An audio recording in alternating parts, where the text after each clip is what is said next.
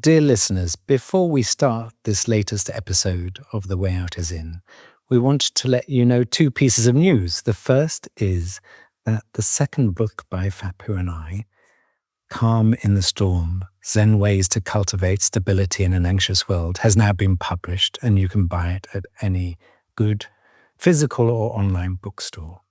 And the other is that at the end of January of next year, Phap Huu and I will be leading a pilgrimage to India, where we will be recording a special series of the podcast. And this is to let you know that you are invited to come if you would like to. And the pilgrimage, which is following in the footsteps of the Buddha, is between January the 31st and February the 13th. And is being led also by Shantam Seth, who is a master at leading people through the life of the Buddha in situ in India, actually visiting all the sites of the Buddha's life from birth to death. And if you would like to know more information, you can go to www.buddhapath.com. And if you decide to come, we will go on a real adventure. Dear listeners, welcome to this latest episode of the podcast, The Way Out is In.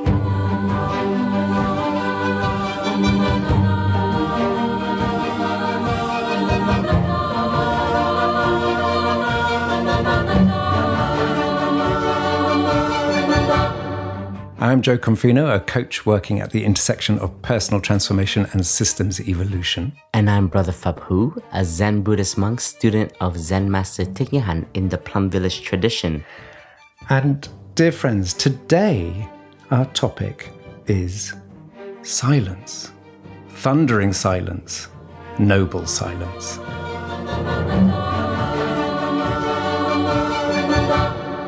The way out is in.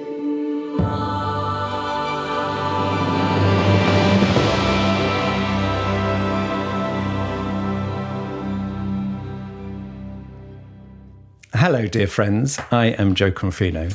And I'm Brother Phap Huu.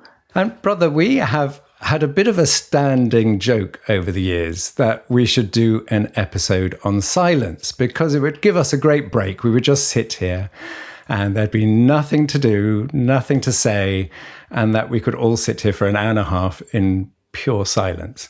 And then I was on a walk yesterday with my wife, Paz, who's sitting with us, and we were thinking, what would be a good topic for today? And she said, well, how about silence? Because there's so much to say about it. And it made me think that actually it is a really good topic because it's such a core part of the Plum Village tradition and of living a good life. So, brother, in Plum Village, silence is often referred to as noble silence. So can you give a sense of what is the point of silence? Silence is there. It's always there. But we are so noisy and we're so busy, so we cannot feel and we cannot hear what is present. So noble silence is a practice for us to just learn to listen. What I have learned from musicians is that you need silence for a note to be played. And we need silence so that we can cultivate our minds, so that our third training, which is the training of cultivating insight, has an opportunity to be cultivated and manifest. So noble silence is a very direct order in a way. It is a fundamental practice in Buddhism as a whole. In Plum Village, I would say that it is not as strict as many other Zen traditions, and there are other communities that practice Buddhism or other monastic culture where silence is probably the fundamental policy of the way of life. In Plum Village, our teacher has once shared with us that silence is very important, but the silence that we are learning to cultivate is the stillness that we all need. And what does that mean? That means that even in the most busiest place, we have the capacity to be in full stillness, in full silence of our minds, of our worries, of our anxieties, so that we can hear what is around us. Of course, we do practice real noble silence, where normally in the monastery, most of the time it's officially starting at 9:30 p.m., which is near the end of our last activity of the day as a community. And it stretches out all the way into after breakfast, after we wash up breakfast. And the silence there, it is to help us ease into the evening, ease into our rest. And the silence helps us also just to hear ourselves, to contemplate the day. What have we done today? Our life is shorter by one day. And meditation, the second wing of meditation, is all about reflection. It is to look deeply. How can we listen to ourselves, and how can we look deeply if we're so busy, if we are always plugged in? So silence is an obligation for us not obligation, I would say. Silence is a place for us to allow ourselves to have spaces of deep reflection. And silence is also to hear ourselves. So it's not like to quiet our mind only. It is like to see what is our radio station that we have inside of our minds. And when we learn to allow ourselves to be in silence, the silence becomes very delicious, because it gives us just this immense feeling of spaciousness. Silence is also very scary if we are not trained in it. And it is scary because we get to see our restlessness, maybe our anxieties, our depressions, our fears, all has a chance to be there. And maybe some of us hearing this will probably be very afraid of that. But Zen, there's something to fierceness in Zen. It's like you have to meet the beast. You have to meet your monsters in order to really learn to embrace and love yourself. So silence is also a language of love. And noble silence is a distinguished silence that we are giving ourselves the space to reflect, the space to be alive. It is not a repression. It's not to repress ourselves of speaking, of thinking, and so on. But actually, that this noble silence is a silence of being present. And that is where nobility comes from, in the word noble silence. And there's stories from the Buddha's time. There's one very particular story, which is, the Buddha had a very crazy life, even after enlightenment. And one of the crazy part of his life was one of his own disciple, which is his cousin, Devadatta. I think that's how you pronounce his name, Devadatta in Vietnamese. And he wanted to be the next Buddha. He declared himself as the leader of the community and that the Buddha should rest and let him take over. And the Buddha said, "Oh, heck no, not on my watch." And what he did, his cousin, the Buddha's cousin, what he did was he splitted the community. He gained political powers. He became friends of a prince who wanted to overthrow his own father to become king. And he violently put his own mother in prison. No, his father. And then his mother had to roll dough of bread in her body and went to visit her husband, which is the king, in order to feed him, because they were starving the king. And the prince was overruled by his greed of power.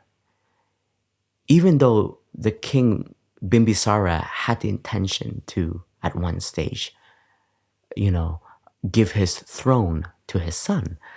But the fear and the whispers and the news and the informations that the prince was receiving led him to this deep fear. So this divided the whole nation, and he then became king. And when the prince became king and the king died, I forgot his name, but the prince went into deep depression of what he did, even went into a deep sickness in the mind. And he went to seek the Buddha for help.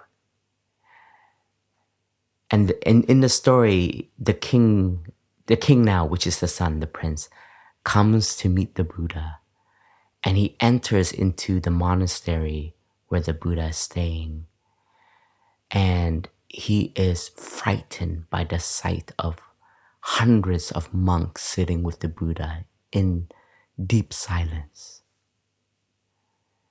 And it was such a noble silence that the king himself it revealed himself of all his actions, what he has done, and all of the bad karma that he is now receiving in his own ill-being of the mind.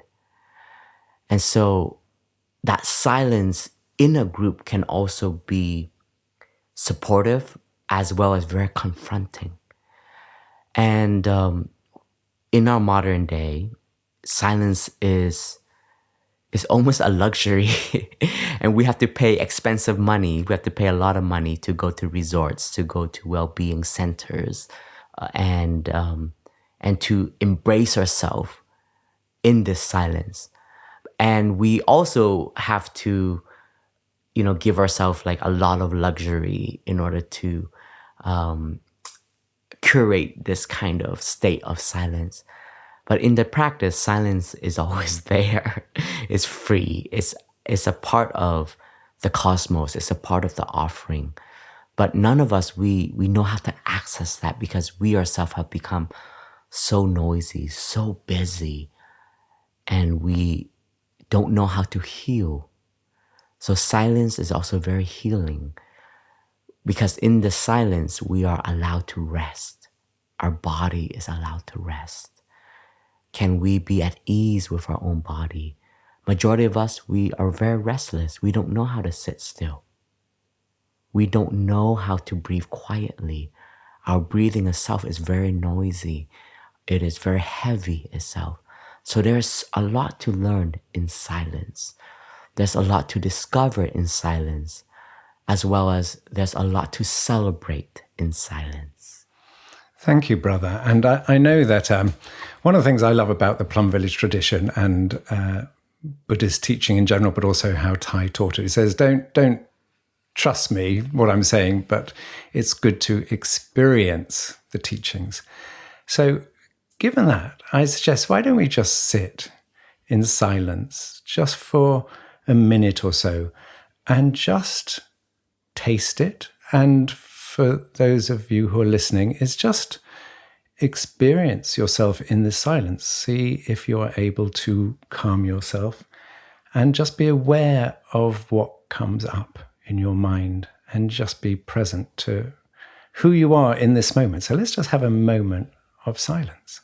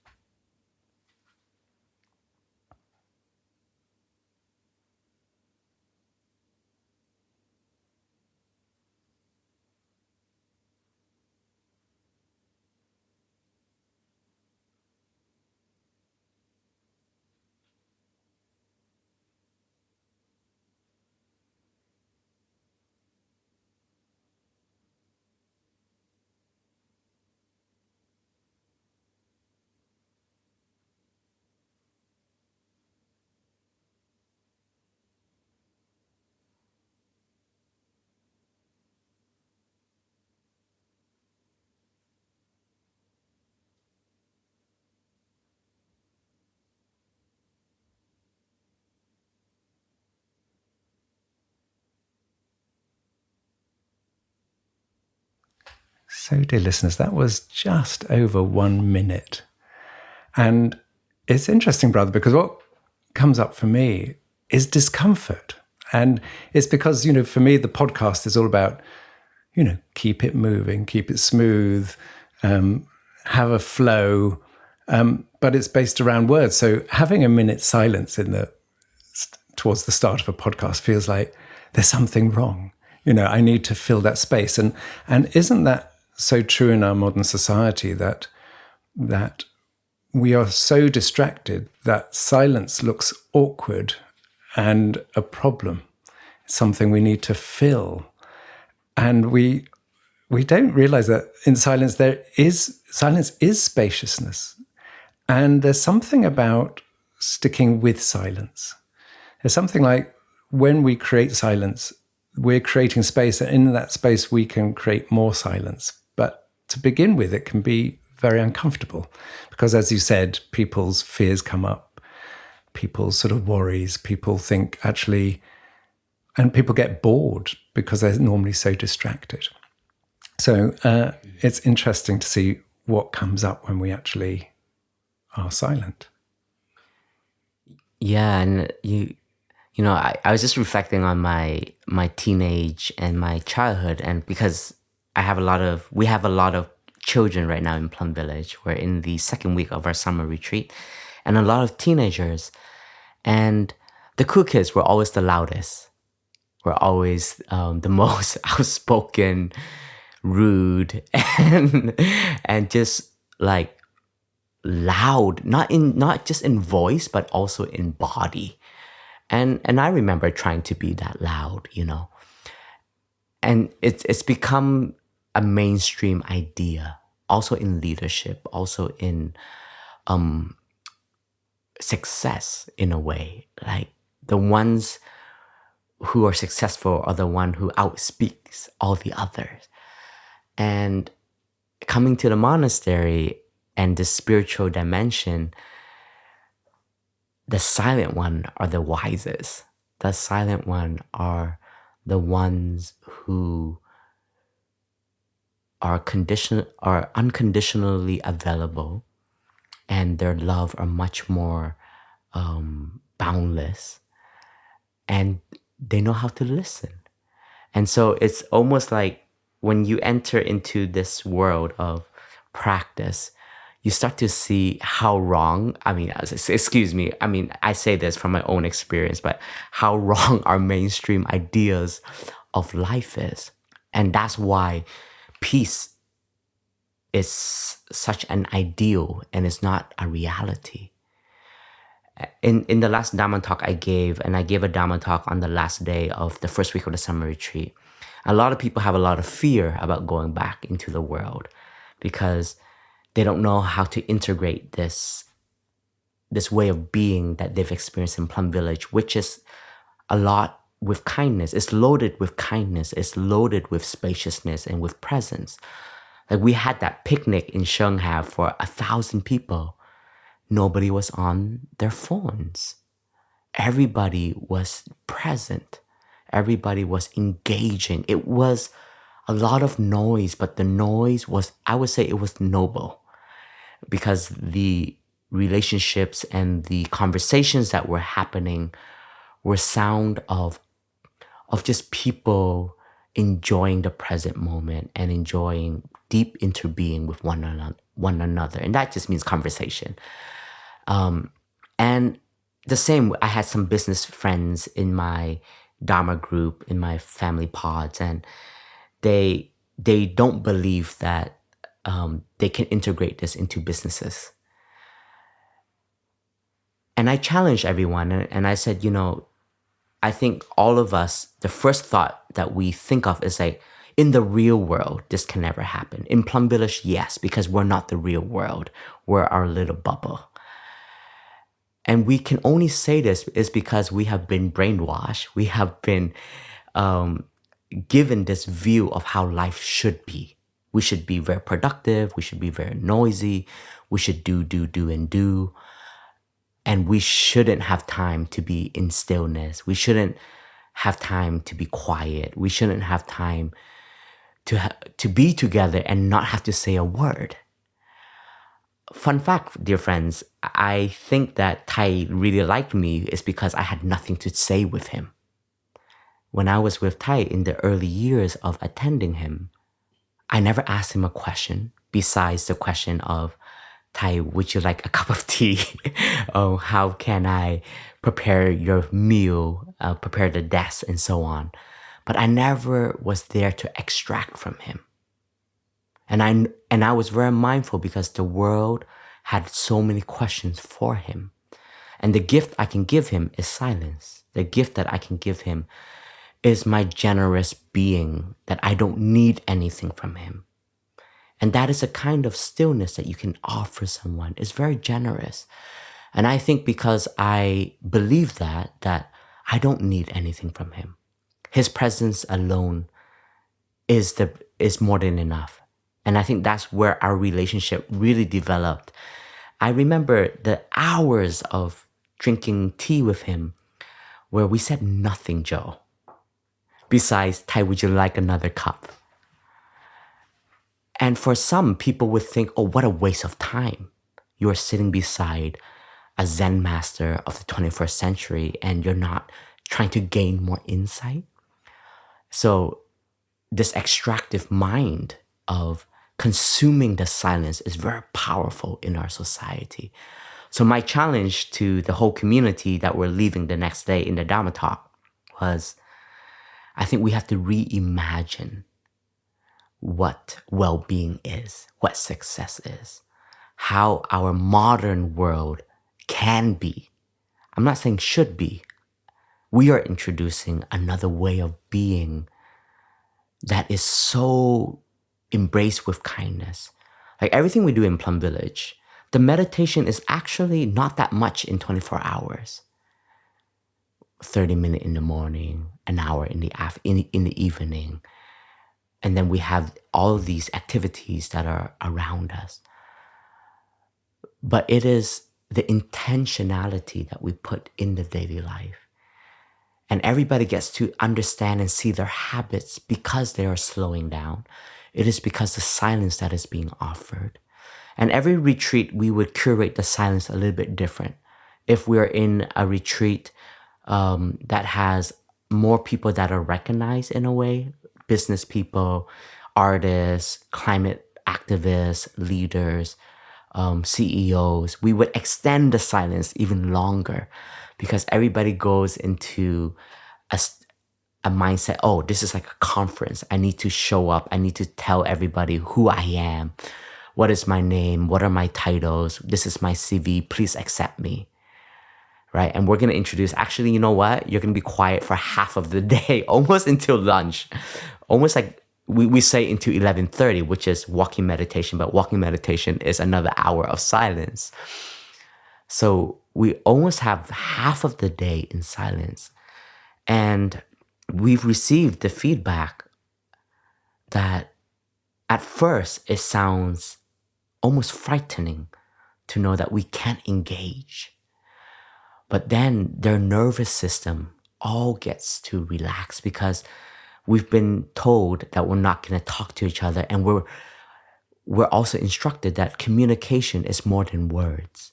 The way we look at each other in the line of getting food, you know, of just recognizing that that person is going to take that apple and your hand is also going there, but you're recognizing, so you're engaging and giving space for that person to take that apple and you take the next apple.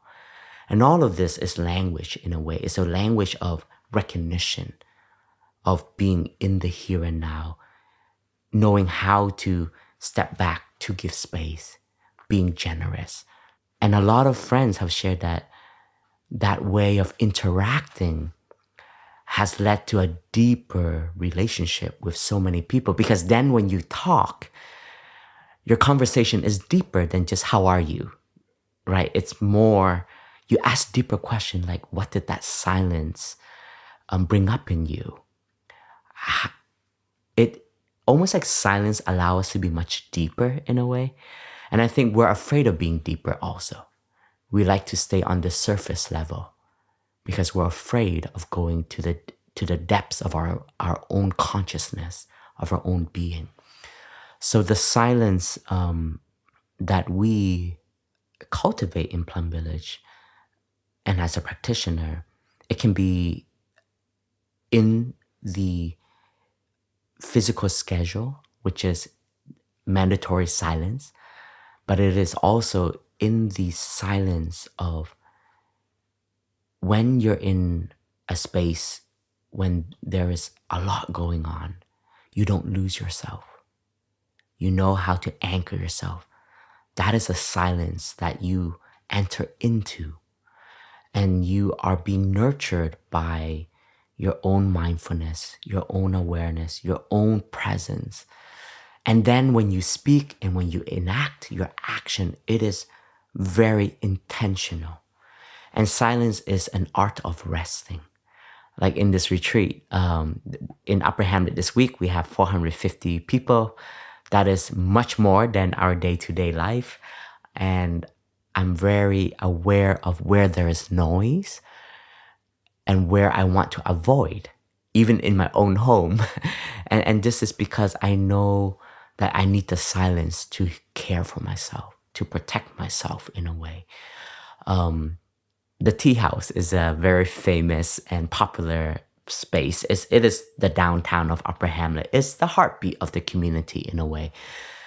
But that heart is always beating, and I don't need to be there because I have to preserve my energies, right? For 3 whole weeks of being over 3,000 people in Plum Village.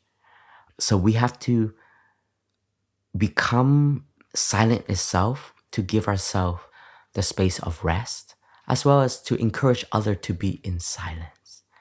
And I think in today's world, every time we're together, we talk, which is beautiful. I'm not saying don't talk, but there's not many who knows how to be together and not talk. And relationship and communication is as deep as talking.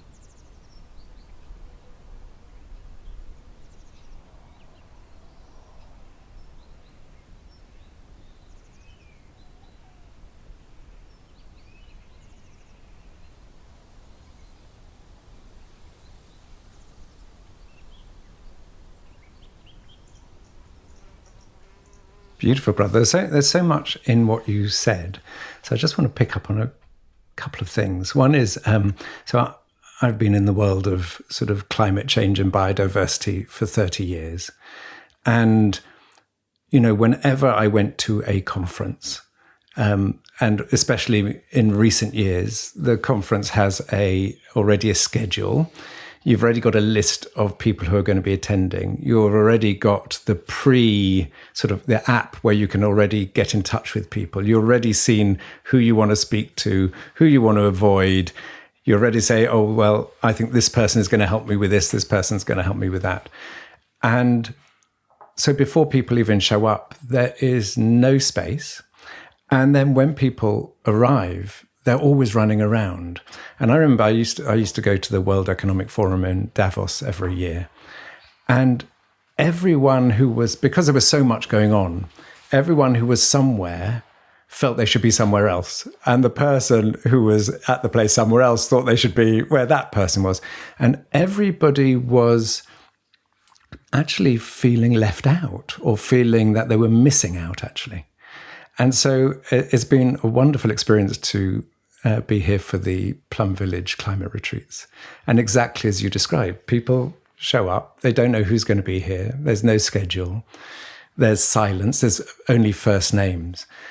But it's the spaciousness that is created just transforms people.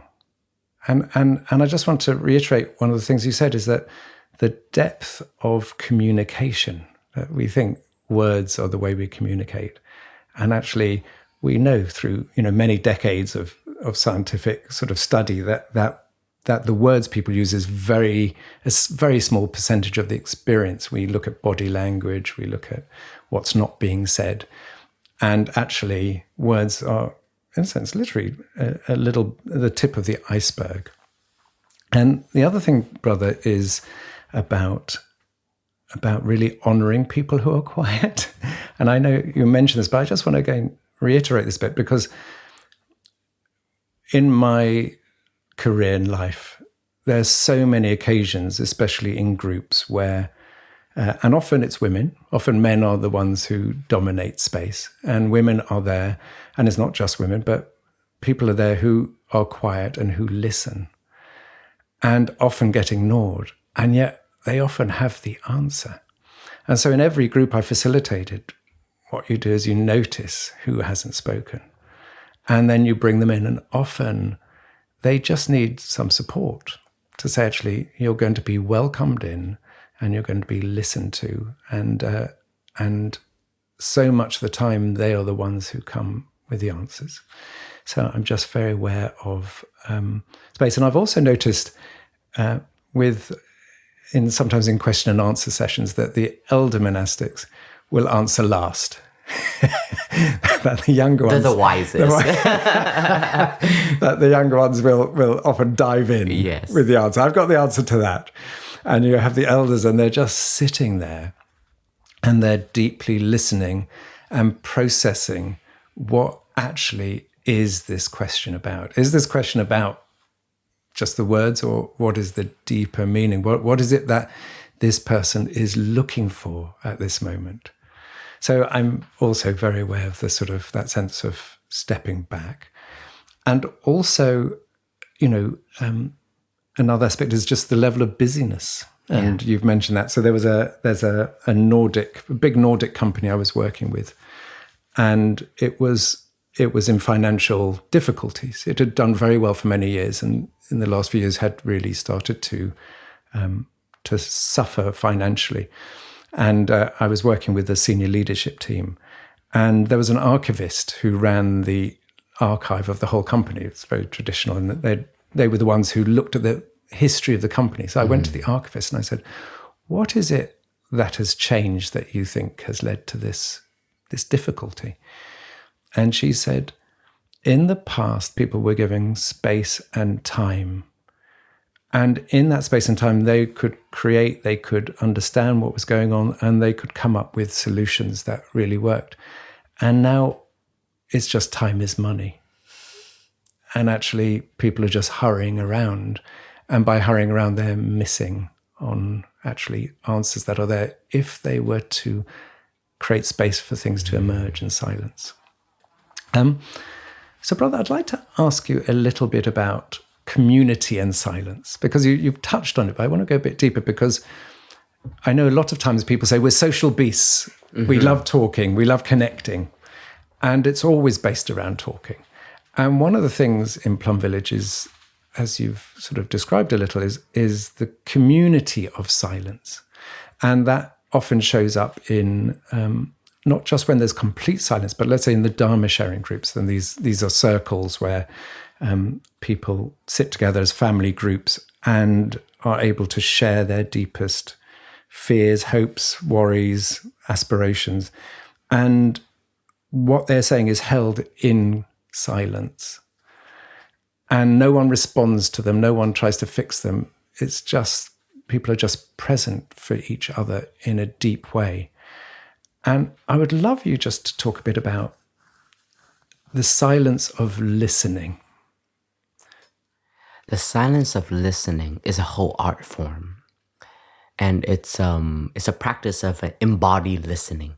And that means that we're just not listening with our minds, but we learn to listen with our whole body. When we listen, all of our senses are very active. Our ears, our nose, our tongues, our minds, our body. And our own reactions is a language itself. And our teacher used to train us, come to Thai's Dharma talk. Don't bring a notebook. Don't write what I'm telling you. And everybody ignores this rule. Because everybody's like, no, but the words of the wise Zen master, I got to capture it. And he said, well, the moment that you're trying to capture something, you're losing the next thing I'm saying. And he teaches us to trust our own consciousness, which is our consciousness is like land. a soil, it's a farm, and we have many seeds in them. And when you listen to the podcast or the Dhamma or anything that is to nurture our own consciousness and body, let it just sink into our whole consciousness, our whole being. Not trying to gain more, not trying to capture more. Like there's this concept, and Brother Spirit spoke about this in the science retreat. He's like, we're not here trying to gain more to enhance our label. Actually, Zen is about seeing our label and letting it go in order to see our wholeness. Because our wholeness is not short-sighted in just, I am a monk, I am a journalist, I am a coach, I am a business leader, I am a technician. We're so much more than this. And we move throughout the world with this sense of belonging, being seen and being heard, being accepted. And I'm still going through this. I'm not trying to criticize anyone. I'm just saying that we have created this way of view of acceptance. And in community, it manifests beautifully in sometimes the most loudest way. The ones who are not loved are the ones who are needy the most. They don't know how to be in the present moment. They don't know how to be patient. They don't understand the virtue of ripening. I want more. I expect to be enlightened in 1 week. So please teach me. It's like, how much can I teach when your cup is already full? So in the Zen way, it's like, if you want to learn, the first thing to do is learn to let go. And that's the hardest practice. And so when we're practicing silence, it is also seeing what are the views that we're holding on that is so noisy and that we are agreeing and disagreeing. And this is where our teachers say, and when you listen to my Dhamma, don't bring your mind of what is right and what is wrong. And this is a very difficult practice, especially for academics, especially for those of us in the realms of science, in the realms of philosophy, because there has to be something that's right and there has to be something that's wrong. But our teacher has also went deep into ethics, in what we think in our Western ethical mind, in some other regions, they see that as not cultural. And we look at that as not cultural. And we all have very different views. And when we show up, most of the time, we're bringing our knowledge of what we think is right and what we think is wrong. And so in listening, we want to put that aside. I'm not here to listen to you, to tell you what is right and what is wrong. I'm not listening in order to fix you. I'm just listening plainly, simply, as the Bodhisattva Avalokiteshvara, her deepest vow is just to show up as a compassionate human being. And that is just to listen without an aim. And that is one of the most powerful presents and the most powerful gift that we can offer to one another. Majority of us, when we listen, our mind comes up with a solution. Oh, I know what to say. Let me come in. Let me chime in. And I see this in the monastics too. It's like, I see brothers who have tendency, this person hasn't even finished sharing their problem, cuts right through, I know what's wrong with you. And this is so, like, we have been ingrained, and I'm so allergic when people say, I know what's wrong. It's like, actually, you don't know. You think you know what is wrong. So we're training in the listening to also re-educate ourselves. It's all about unlearning. How now we're going to speak. How do we speak? Do we speak in a way to make that person feel less than us? To be more superior than that person? Or are we speaking in a way to have empathy, to interbe with them, say, thank you so much for sharing your pain. I have that pain too. Or sometimes just saying, thank you so much for sharing, and I don't know what to do. But what I can offer you is just this mind of, I hear you and I see you. And you have to let insight come up slowly. And this is what is also, I feel, in my own, and I'm giving myself more permission to not give answers to people. Especially, as a monk, people expect me to have answers. And the truth is, dear friends, actually, I don't know most of the time. And when I hear something, I want to listen first. And the listening, I feel, is already an answer, because the response is then will come, the answer will come with a response that is much more generous and less egotistic. Because what I'm going to share to you is just an experience. It is not the ultimate truth. The only truth that I can offer you is, I know that there is suffering in the world.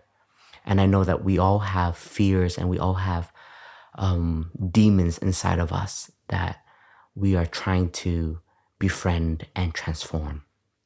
And so this listening in a community comes at so many levels, Jo. And it's very scary in a community, because in a true community, in true friendship, we will respond to you when you are so noisy and when you are also not mindful. Because we are quiet so we can hear them. We can hear your thoughts even. We can hear your fears. We can hear your culture. We can hear your rigidness. It's almost, okay, I give an example, something that just showed up very closely. We have a German brother and a Vietnamese brother, two very drastic, different culture. This German brother is very good with rules and regulation. And the Vietnamese brother is more in tune to community, will bypass rules and regulations. And there was a situation that was brought up, and they asked me, and both asked me for the advice. And one side was coming with rules and regulation, and one side was coming from the community cultural aspect. And what was very interesting was, for me, was to listen to the two, and I can hear on both of them their whole ancestral lineage, what was coming through. And so in the listening, I'm listening to more than what they're just saying. I'm listening to how they're brought up, what they think is right and what they think is wrong. And then we share the space and we share the solution together, and we find the middle way. And everything is situational, right? Everything is conditioned. So we have to look at every theme and every question with all of its facts and all of its nuances of cultural aspect, of understanding education, livelihood, and then you find a solution. And for me, we have rules and regulations in order to guide us, but the listening helps us to adapt. Listening gives us the art of adaptation, of being flexible. And in the listening, it doesn't mean you just be quiet, but you know when is a space to share and how you're going to share it. So you're not trying to cover up the pain and suffering. What I see is, a lot of the times when somebody expresses suffering, we want to have empathy. So we say, oh, it's okay, it's okay. We use noise to cover up maybe our own awkwardness and our own discomfort of pain.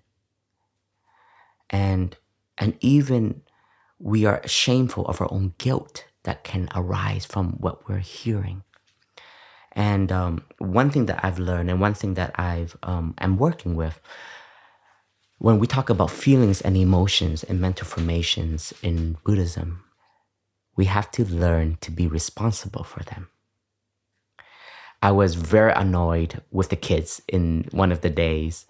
We were in New Hamlet, and I shared this publicly, during the Dhamma talk, but it was my practice. And I was standing up there, all the monks and nuns were gathering, and were coming up to offer a chant. And the chant is beautiful. It's with musicians, monastic musicians, and it's the soul that Brother Spirit have like given to these chants. So it's a real offering from our hearts.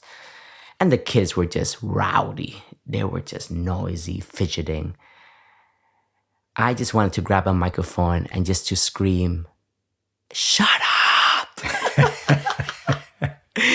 And then I wanted to just like, if you don't want to be here, get the heck out of this hall. And I just want to physically carry this one kid out, because I can see the ringleaders that are in the whole community. And it was almost like, I don't know, almost like 150 or 80 kids in the hall. Like they took up half of the New Hamlet Hall, which is now the smallest hall in our hamlet. And of course, I did none of that, dear listeners. This was all in my mind. My own podcast was in action, and my own frustration was very present. And believe it or not, I still had a smile. And in that moment, I really recognized all of the noise that was inside of me. And I didn't want to make the kids responsible for my feelings. I want to be responsible for my feelings. This is the difference between a practitioner and one that is not a practitioner. Somebody that does not practice will blame all the kids for their emotions. But I want to take accountability for the emotions that are being present in me. And I'm practicing and I was breathing with them. And I had a mantra. And we have a gatha that says, "A lotus to you, a Buddha to be." And I really see that these kids are the hope and the future of our civilization. Who knows, some of these kids will become presidents of our world, will become leaders of our world, or just a happy couple, a happy parent that will continue to shift and change our culture. And so in that moment, I was contemplating them and seeing them as the future bodhisattvas of our times. And I changed right away. And so, because I've been practicing for 25 years, I can allow myself to let all of my noise be present for my silence. And that silence is my awareness. And I don't let the anger and I don't let the frustration overtake me where I would grab the mic and scream, or I would physically, move a child out, which I absolutely could have done, would have done if I wasn't a practitioner. And what I was very happy was I didn't put my emotions on the others, on the children. And this is a practice that we are learning in our times, especially in the practice of decolonization and practicing with colonialism and racism. And I learned this when I was in Fiji. One of our great elders shared from her practice of the way out is in, is to listen to your pain and suffering. And mindfulness is to name the suffering as its true name. And this elder, with a lot of mindfulness, compassion, and pain, was able to name her suffering in front of the community. And her suffering was recognizing that deep in her hate, in her pain, there's a hatred. And she said, "I hate white people."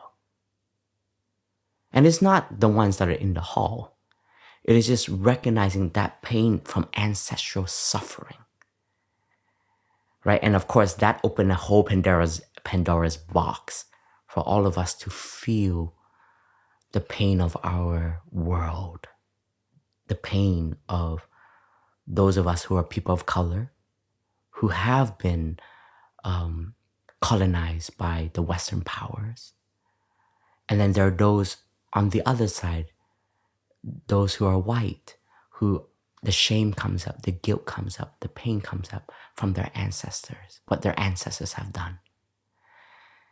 And then we had a deep listening. And one of our monastics, who is white, shared that they would like to represent all of the British ancestors, because England has colonized Fiji.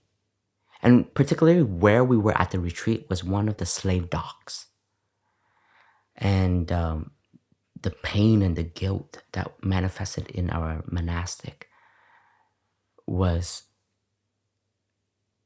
a pain that the body was shaking. And the monastic said, if you allow me, I would like to just prostrate and begin anew.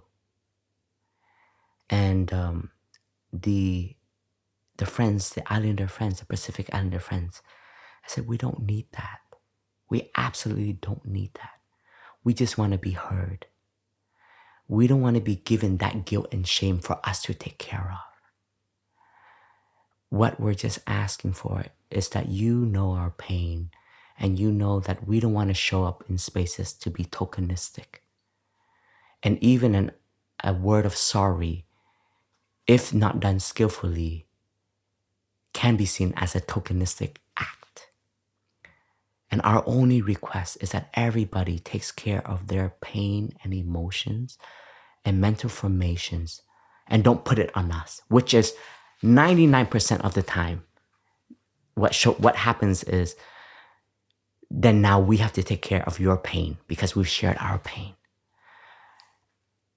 And that experience that I had this year has really shifted me, Jo, and has really enlightened me deeper in the practice of when Thai, our teacher, says that we have to know how to suffer. If we all know how to suffer, the world will suffer much less.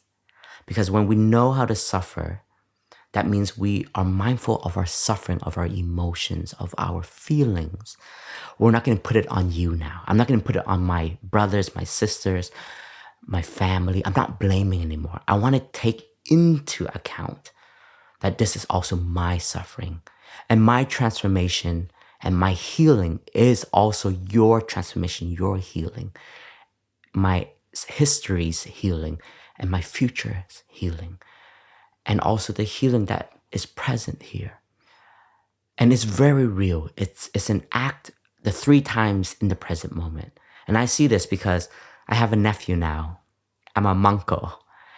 And he is one of the happiest new descendant in our family. And it's because my dad, my mom, my sister, and I were all practitioners. We've been doing a lot of work with our own pile of dung that we have received and that we have curated ourselves also. And because of that transformation, when Keon was born, I can see him not having to transform those pain and suffering. He will still have some of it, and he'll have his own when he grows up. But the work that we are doing in the act of healing, it bypasses time and space. The act of healing is silence itself. The act of I'm suffering, I'm going to go take care of it, it's actually very respectful. Recently, one of our sisters died, and we allowed the silence to be there so that we can all just grieve. And I remember we were all sitting in the courtyard of the monk's residence. And it was just tears. And then one of our elder brother was howling in his crying. Was like ugly crying, I would say. But it was so beautiful what the brothers all did. One came up and hugged the brother in silence, not saying any words, just being with the immense grief, and all the other brothers just coming back to their breathing. Some cried along, and some just, like you said, were in the silence to give more space of silence, so the feelings and the emotions can present itself, so it doesn't become a sickness later on. It's not being suppressed and repressed. So there's so much to learn in silence. And our teacher has instructed us some days we should practice noble silence. And we can, even if the community is not in noble silence, but we've been so busy, we can put a name tag. Instead of our name, we say noble silence. And Tai instructed this, and I was listening to some of his Dhamma talks. And he used to give a lot of orientation, but later on he wanted the monastics to give orientation. And he said, in the practice of noble silence, have a notebook with you. And see when you want to say something, write it down. And the next day, see what you wanted to say. And a lot of times you said, oh, I actually didn't want to say that. That was just my complexes speaking.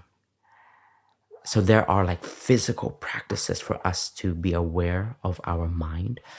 But then Tai is also like, I don't want our community to just practice to be in the mountains in silence, because we can all be in complete silence and cut off from the world and have our own peace.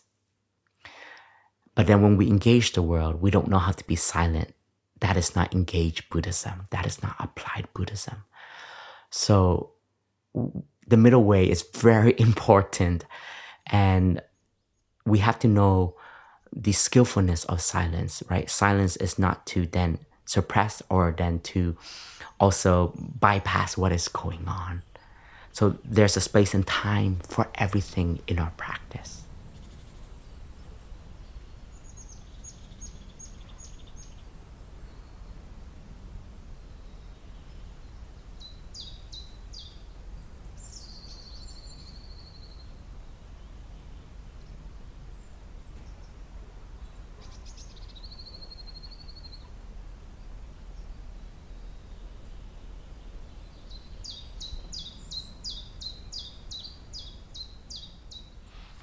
Brother, thank you for that deep sharing.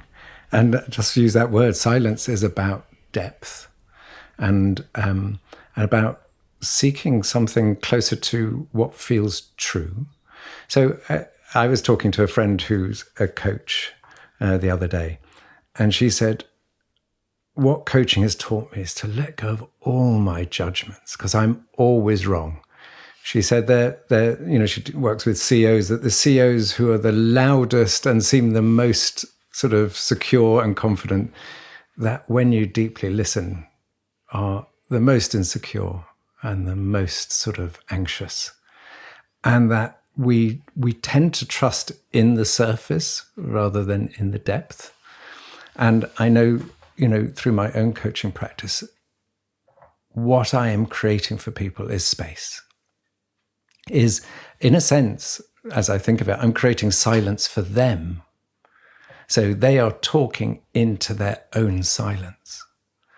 And what people do when they talk to their own silence is they listen to themselves. Sometimes for the first time, I find people's greatest insights are not necessarily my reflections or my questions, although those can be helpful, of course, but it's that in their own listening to themselves in silence, because they're speaking into silence, and silence is presenting itself back to them, that they are able to more fully see themselves.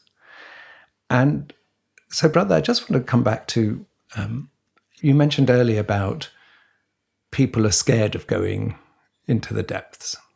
For most people I know, if you strip away all the surface layers, what is it that people really want to know is, who am I? And what am I doing with this life of mine? What is my purpose? What is my purpose, or what is my path? Yeah. And yet people are terribly fearful of that. But and the way I like to characterize it sometimes is people don't. And this is actually related to our new book, Calm in the Storm. Because actually, in my experience, most people are searching for home. Most people feel that they don't feel, most people's experience of life is that they don't feel at home, that they've had to create a version of themselves, often in childhood and through their work and culture, to be accepted. And that their home feels a place that is no longer welcome, and they don't even know it. And yet people's deepest wish is to come home to who they are. It's like, and I like to characterize it. There's that book, The Alchemist by Paul Coelho, which is about, so you have to go on a long journey in order to find that the treasure you were searching for was under your feet where you first started. And the first, and I know we've talked about this before, but the first Dharma seal of Plum Village, which shows it's a Plum Village teaching, is I have arrived, I am home. And yet most people are really terrified of coming home because they don't. It's like on one level, of course, they know it, and because you wouldn't want to come home if you didn't know it. I mean, you've got to know it at some deep level, but people have traveled such a distance that they no longer feel that home is who they are, even though they know it's who they are. So it's like there's a sort of confusion there, and I'm just wondering how silence can help us to recognize home and to know that there is a place where we can feel alive, at peace, present, and it's already here. And I love that about Thai's teaching. It says actually there's nothing, and you've mentioned it as well, there's nothing to learn, there's a lot to unlearn. Because actually when we strip away all the fears, judgments, sufferings, home is already there. It's already present. It's never gone away, but we traveled a long way from it. And the truth is, when you unlearn, you learn so much more. Thai always speak about our animal ancestors.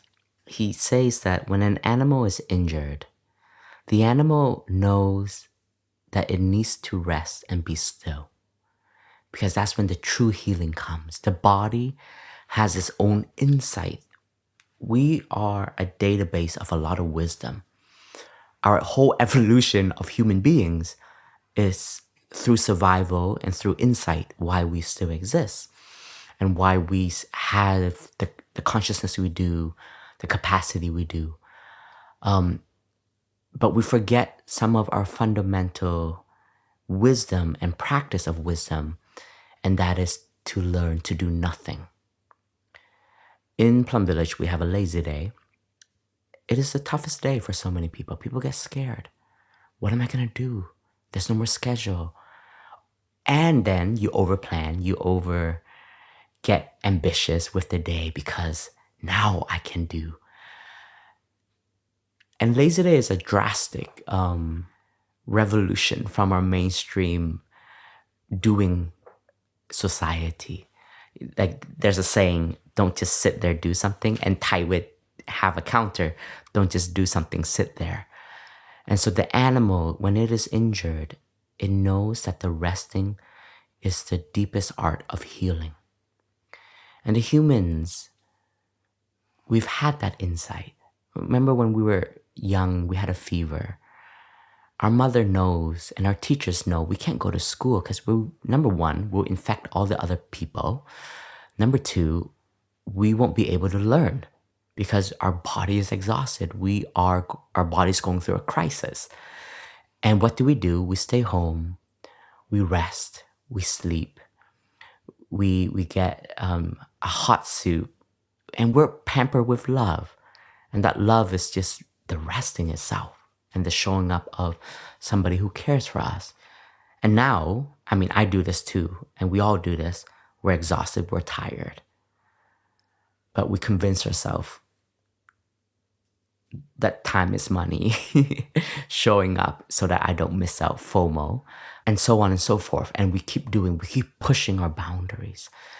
And so Thai teaches us in the first art and the first Dharma seal of Plum Village is to dwell happily in the present moment. I have arrived, I am home.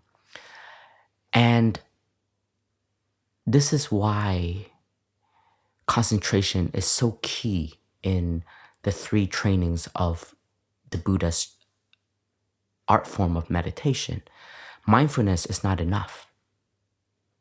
You have to have a concentration. You have to dwell in the present moment. You have to stay within your contemplation to have insight to then ripen. most of us, we could be mindful, but then our mindfulness is very limited, it's shallow. One of Plum Village's examples is we can look at a very beautiful sunrise on Thai's deck. And we can have a moment, oh, the sunrise is there. Wow. And then we get carried away. What's next? Our body doesn't know how to be, doesn't know how to dwell, and just enjoy this miracle of seeing the dawn, right? So the silence is just a language of speaking on how to heal, how to listen. And the deepest question, when can you ask those questions? It's not when you're going to plug yourself in and listen to a whole track list of songs and stories and podcasts and Dharma talks. It's when you actually sit there and be quiet and have a conversation with yourself. Ask yourself the question. Tai said we have to ask ourselves the ultimate question. What is my deepest desire on this planet? My life is limited. It's not limitless, it's limited. I can live 70, 60, 80, 100, but that's it. When it in the scale of this universe, we are little specks. And our time on this earth is very limited. What is my deepest wish that I would like to leave behind for the planet, for the next generation? We have our daily concerns, which we have to apply. We have to pay the bill, the mortgage, the food, the electricity. And then we have to think about the 7th generation down the line, right? So there are daily concerns that we have to contemplate, we have to plan out, we have to think through. And then on the ultimate level, we have to look at what is our deepest desire. And it can be deepest desires, because we look at missions and goal as part of the path. Our insights are part of the path. They are not the end. They are a cultivation, a means for us to continue to walk on the path. We never feel finished. We're never done. One time a monk asked Tai, when do us monastics we get to retire? He said, never. We are like fine wine. The longer we are stored, the more richness in taste, in flavor, in smell we have. That is to speak about, we have more insights to offer. And that insight may not be words, as we've been explaining. The insight may just be presence.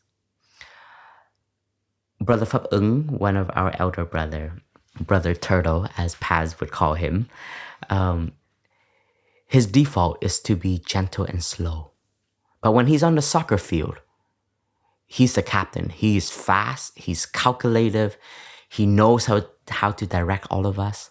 And then in the deepest moment of crisis, just him showing up allows everybody to be at ease. And he's not saying anything. He's just like, I'm coming home, Phap Huu, for the funeral. Don't worry. Just to know that your elder brothers can be present. That is a communication. That is a virtuous presence. And he doesn't take up space. Brother Phap Huu I am one of the luckiest abbot where I have such elders around me that doesn't get jealous, it's not trying to outperform anyone.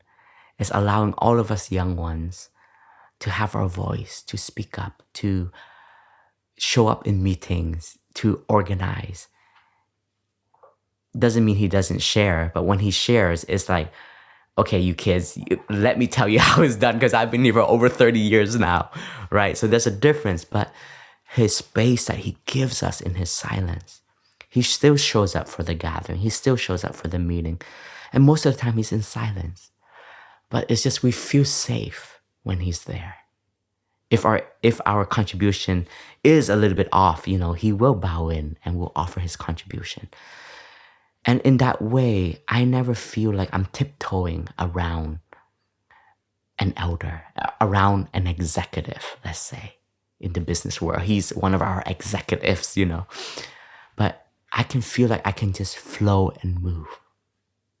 And I can get that support. And I know when I'm doing something that is not right, he will call me in and he will shine the light.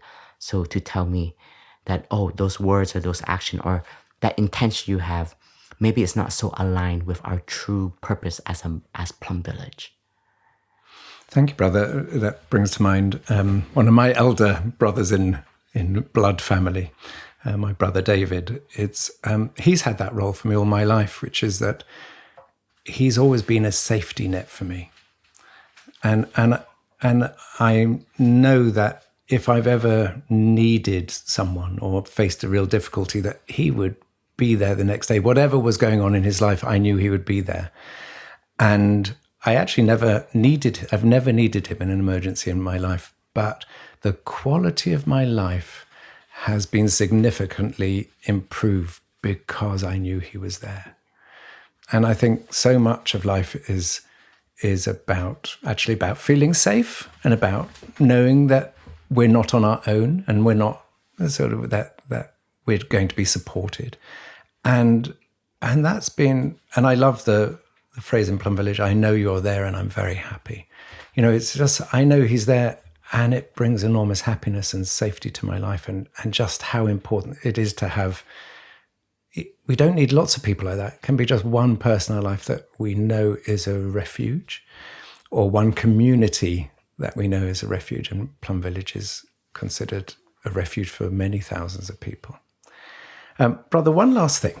Mm-hmm. So when I was working in New York for 5 years, very busy, hectic life, lots of sounds, lots of noise, lots of things to look at, cacophony of sounds, sights, everything New York is. And then Paz and I left New York to come to live next to Plum Village. And we, because of the COVID and the pandemic, we were stuck in lockdown in Mexico for 3.5 months in a very small town.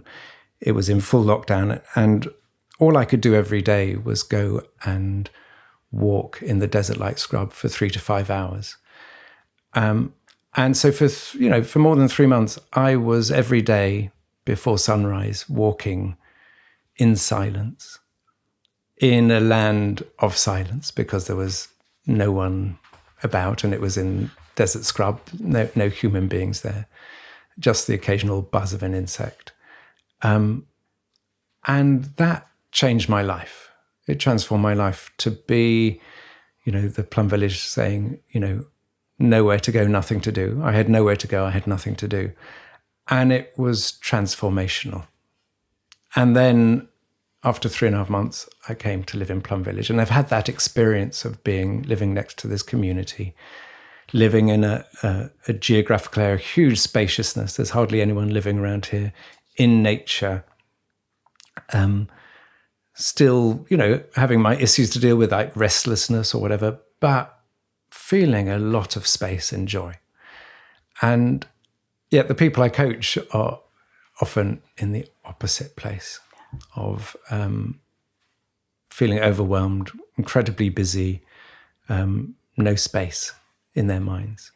And I was reminded of which I brought along, I wrote this morning, one of the pieces within the Tao Te Ching, which is the sort of famous Taoist book written by Lao Tzu in 400 BC. And I just want to read it because I think it speaks to the life we live and maybe the answer.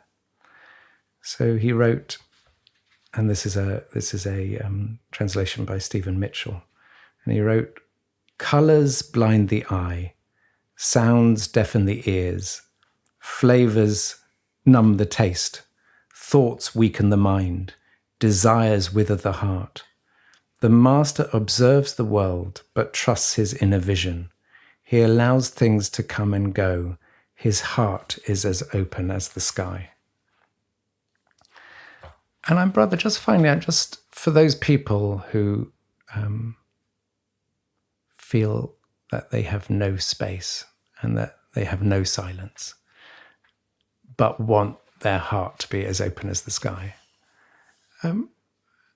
What would you say to them? Because this is something and the way I work with people is to say there are always moments of spaciousness, and that we don't create space in order to do something. We create space for the sake of space.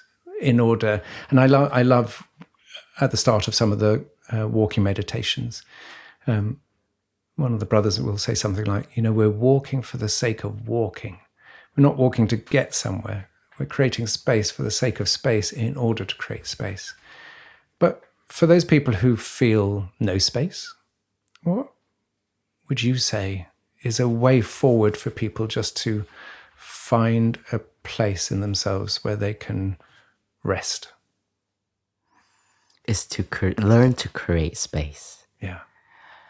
We have nature as a wonderful home to have silence. And the silence in nature is very unique because it's not complete silence, because you hear the birds, you hear the rustling of the leaves, maybe in your footsteps, the leaves that you step on, the branches that you break. And the silence of the nature, it's very noble because it is very authentic. All the sounds are so authentic. It is not being created to please anyone. The silence of nature and the voices of nature speaks its language to us. So learn to create that space. And when we need support, enter into nature. I know the city, not everybody has these conditions. I know I'm very privileged. I'm very aware of this. And those who don't, you do have a deep island within to cultivate, and the silence of the heart, to listen to the voices, to guide the voices within us, to learn to quiet the mind. I love this word that I use, learn to quiet the mind. It's not get rid of the mind, which I feel is a misperception of meditation. It is to learn to guide and to cultivate the mind. Our thinkings, our fears, our anxiousness can be guided with our mindfulness of walking, acting. If the sitting in stillness is very difficult, we can enact, we can garden, we can clean our homes, we can learn to do calligraphy. All of these hobbies, that's where the Zen gardens were created. That's where archery, martial arts was brought into the monasteries, because sometimes sitting still is not peaceful.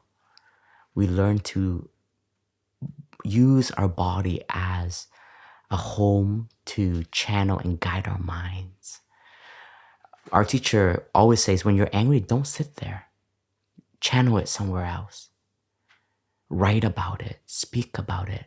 If you're a musician, create a song about it, play notes. Do a sculpture out of it. There's so many ways that we can channel it. And it's not a way to, it's not the only means. As you are enacting these ways of skillfully learning to channel our feelings and noises, we can do it in stillness. Don't plug your headphones on. Do it as is, just. And then slowly you can see yourself getting more comfortable with the silence. Yes, when your mind is so overstimulated, put on headphones, noise canceling, put on a good playlist. Sometimes I use Thai's voice. It's to help guide. And then there's always a moment where I also hear myself saying, okay, now I can be quiet. I can let go of that. There's so many practical instruments and tools that can support us, but the ultimate home destination is our own true self. And that's where we're learning to be comfortable in. There are some discomfort, yes, but learn to not be afraid of it. I was so happy yesterday. I finally played basketball with the teenagers after 3 years. After tore ACL, full recovery. But then there's always this fear. And I have the story because I know the feeling of my ACL being snapped. I know vividly that feeling of my knee dislocating. And I have a story of of colliding in bodies. But I want to overcome that. And how do? You go and you meet the beast. But you do it much more skillfully. You do it much more mindfully. You don't have to be as ambitious as before. You can be a playmaker now. You can learn to be a wonderful passer, but you're still very engaged in the sport. So I think this is all, a metaphor for us to learn to befriend our fears, learn to befriend our discomfort. Zen is all about entering into the stream of the world. It's not to run away. At the beginning, yes, you can create conditions to have space from. Especially in our tradition, it is to engage into life, not to run away from life.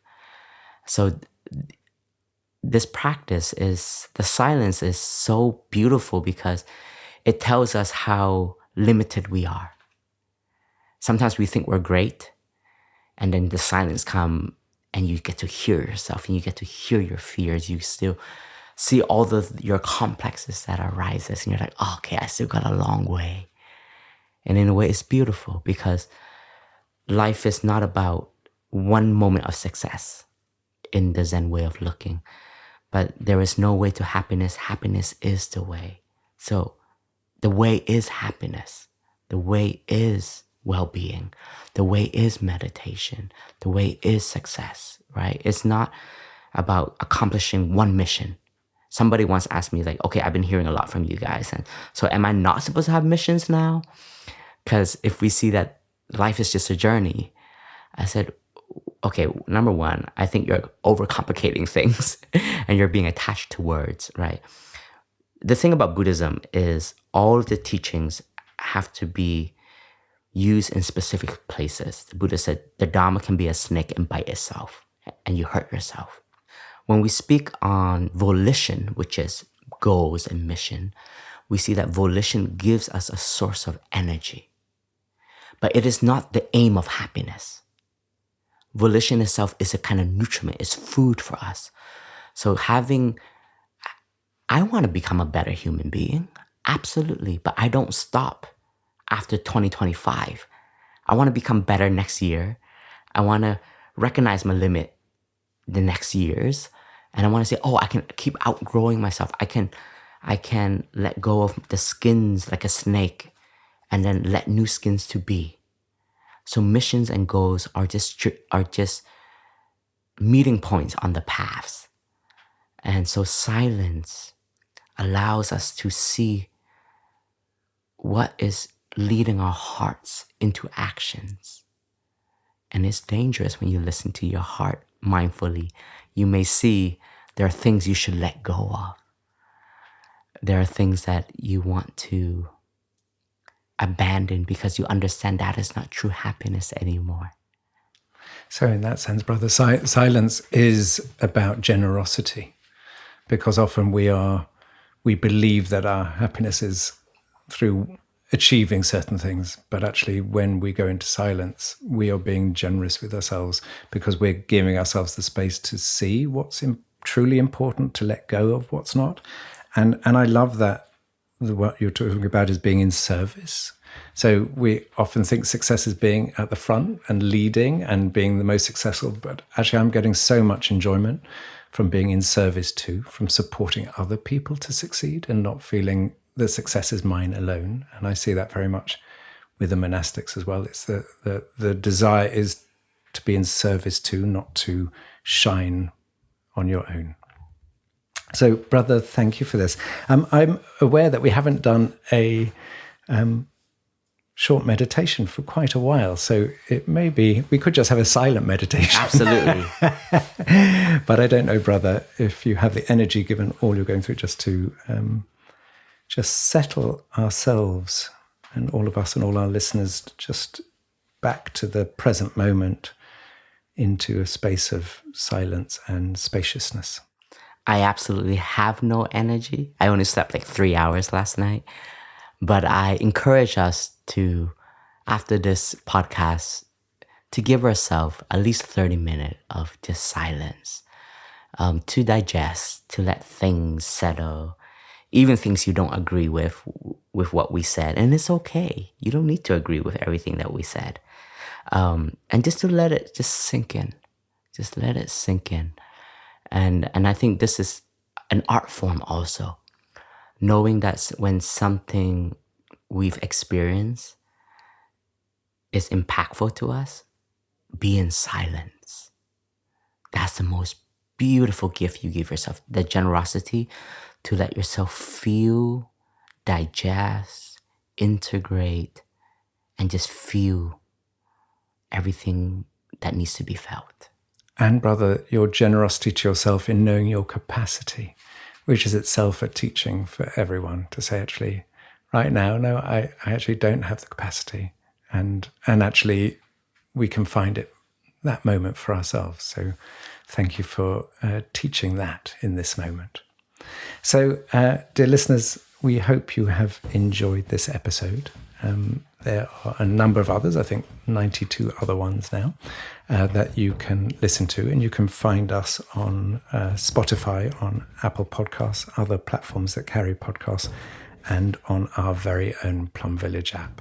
There's no guided in this one, but there's a lot of our previous guided meditation in the on-the-go section of the Plum Village app. And this podcast is co-produced with Global Optimism and the Plum Village app with support from the Thich Nhat Hanh Foundation.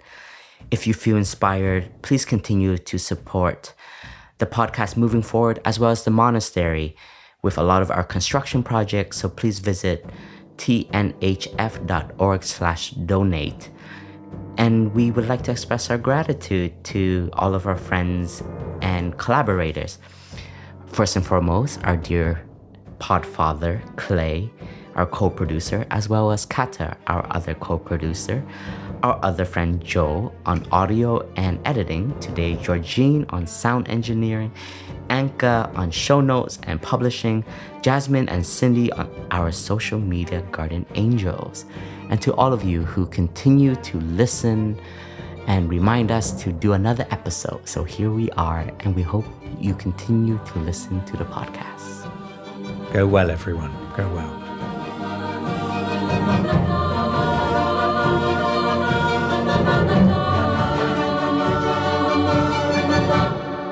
The way out is in.